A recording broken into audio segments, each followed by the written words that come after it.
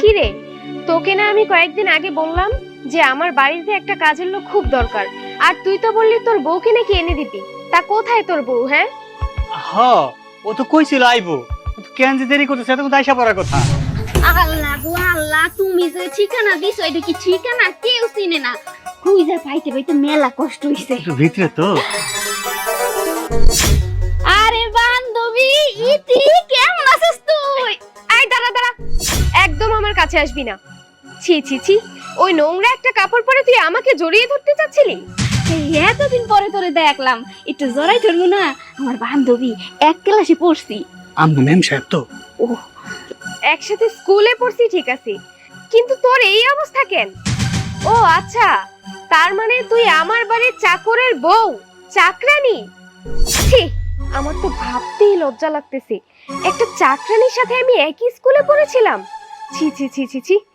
বান্ধবী রে, তুই আগের মতোই আসস, অহংকারী। এত অহংকার করে কি হইবে ক? আজকে তোর অনেক টাকা পয়সা আছে, আমাগো নাই, তাতে কি হইছে? আমাগো কিন্তু খুব সুন্দর একটা মন আছে। আর এই যে এই মানুষটারে দেখতেছস, এই মানুষটার হয়তো বা অনেক টাকা পয়সা নাই, কিন্তু এই মানুষটা আমার অনেক ভালোবাসে। শোন, ওইটাকে না আসলে কোনো সুখ বলে না। সুখ কাকে বলে সেটা তুই আমাকে দেখে শিখে নে। দেখ তো, আমি কত বড় একটা বাড়িতে বসবাস করি, আমার কত বড় একটা সংসার, আর আমার স্বামী আমি কোনো কিছু চাওয়ার আগেই আমাকে এনে দেয়। এই যে দেখ, কত সুন্দর সুন্দর দুটো চুড়ি আমার এবার জন্মদিনে আমাকে গিফট করেছে। আর তোর দিকে একবার তাকিয়ে দেখ তো, তুই একটা ছেঁড়া কাপড় পরে এখানে এসেছিস। ছি, এটাকেও নাকি আবার সুখ বলে? সুখ তো শুধুমাত্র টাকা পয়সার ভিতরে, আরে টাকা না থাকলে তার জীবনে কোনো সুখ আছে নাকি? দেখ, আমার স্বামী চাকর হইতে পারে, কিন্তু বিশ্বাস কর, আমারে ও এত ভালোবাসে, ও কখনো আমার কষ্টই পাইতে দেয় না। যদি কখনো খাবার কম থাকে, ও নিজে কম খায়, কিন্তু আমারে পেট ভইরা খাওয়ায়।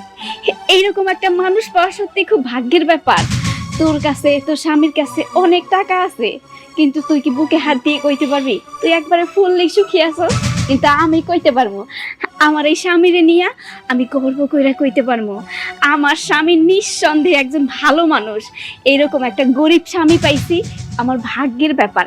আমার টাকা পয়সার কোনো দরকার নাই, কিন্তু এই মানুষটারে পাইছি, সত্যি আমি অনেক সুখী। বান্ধবী, একটা স্কুলে কিন্তু 50 থেকে 60 জন স্টুডেন্ট থাকে। সবাই যদি বড় লোক হয়, পাশ কইরা যদি বড় বড় জজ ব্যারিস্টার হয়, তাইলে গরিব থাকবো কারা? দেখ, এই যে তোগো বাসায় কিন্তু চাকর চাকরানির দরকার আছে। এখন আমরাও যদি জজ ব্যারিস্টার হইতাম, তাইলে তোগো বাসার কাম কাজ কেডা কইরা দিত? শোন, টাকা থাকলে সুখও কেনা যায়, মানুষও কেনা যায়, আর তোদের মতন গরিবদেরকে তো আরো ভালো করে কেনা যায়। যেটা আমি কিনে এনেছি সেটা কোথায়? গতকালকে আমি $3000 দিয়ে একটা টাই কিনে এনেছি, সেটা কোথায়? টাই? ও, ওটা তো আমি আলমারির মধ্যে রেখেছি। ওটা কি আলমারিতে তুলে রাখার জন্য ছিল? আমি তোমাকে বলিনি আজকে সকালে ওটা পরে আমি আমার অফিসে যাব, আমার ক্লায়েন্ট ডিল করতে হবে? আমি টাইটা খুঁজে খুঁজে অস্থির হয়ে গেলাম, সেখানে সঙ্গের মতো দাঁড়িয়ে আছে। এভাবে দাঁড়িয়ে থাকলে চলবে না। তুমি এই সংসারে এসেছো কেন? আমার ফুড ফরমাইশ খাটার জন্য। আমি যা বলবো তাই করবে, আমি উঠতে বললে উঠবে, ও বসতে বললে বসবে। গতকাল রাতে আমি তোমাকে বলে রেখেছিলাম টাইটা যেন রেডি থাকে। এখন টাইটা কে বাঁধবে? তুমি বাঁধবে না আমি বাঁধবো? আসলে তোমার মতো একটা মেয়েকে বিয়ে করাটা আমার ভুল হয়েছে। অকর্মণ্য, অপগণ্ড কোথাকার।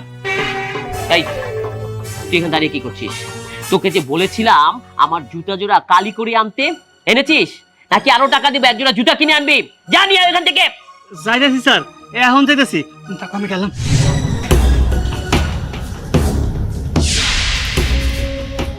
কি রে বান্ধবী, তুই না কইলি টাকা দিয়া নাকি সুখ কেনা যায়, কিন্তু তুই তো টাকা দিয়ে তোর স্বামীরেই কিনতে পারলি না।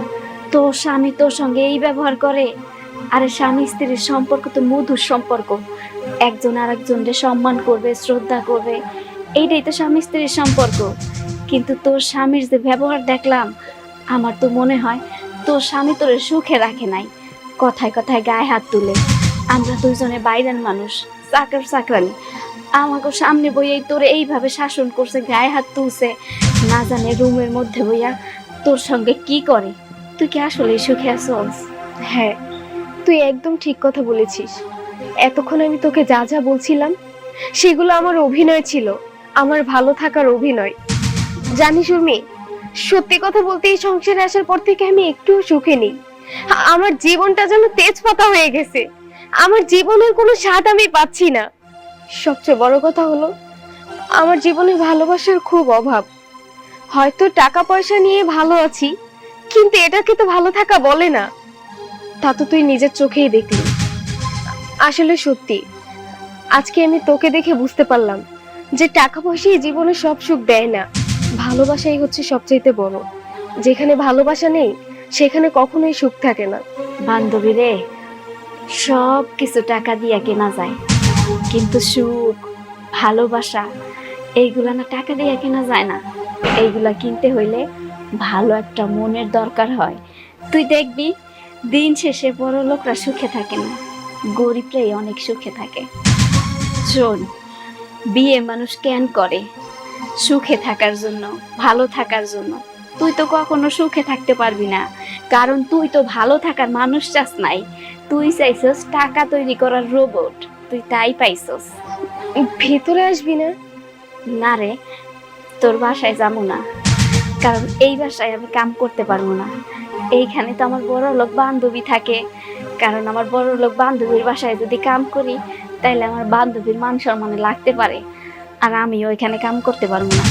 আমারও আত্মসম্মানে লাগবে, কারণ যার সঙ্গে একই স্কুলে পড়ছি, একই বেঞ্চে বইছি, তার বাসায় কাম করবো না রে, এইটা আমি পারবো না।